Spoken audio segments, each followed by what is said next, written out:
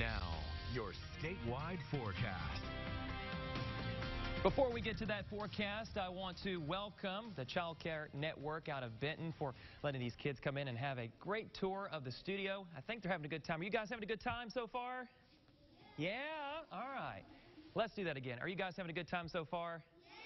There you go. All right. Glad to have those kiddos in here learning a little bit about what goes on behind the scenes, behind the camera. Whenever you're at home, you see this, but what all goes on back here, it's an intricate process, and thank all of our floor crew and production staff for really making this a polished product that you see at home. You know, we've got showers and thunderstorms still happening across the state right now. In fact, we had a pretty good shower happen here in the capital city.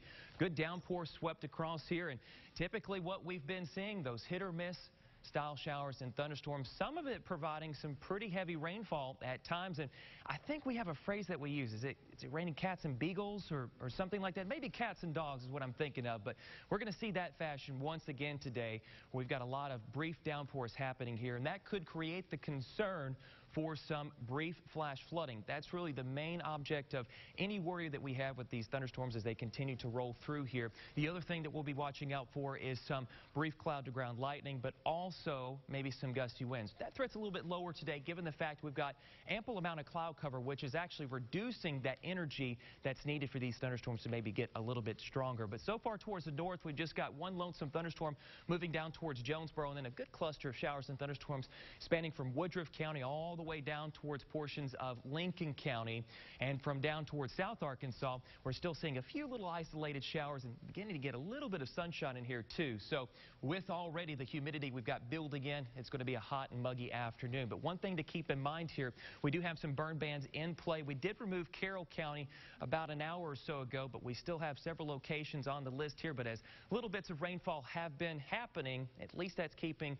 the list on the short end and providing some good beneficial rainfall. Check this out. Temperatures and heat index values a little bit cooler here. 77 at the noon hour in Little Rock, feels like 78.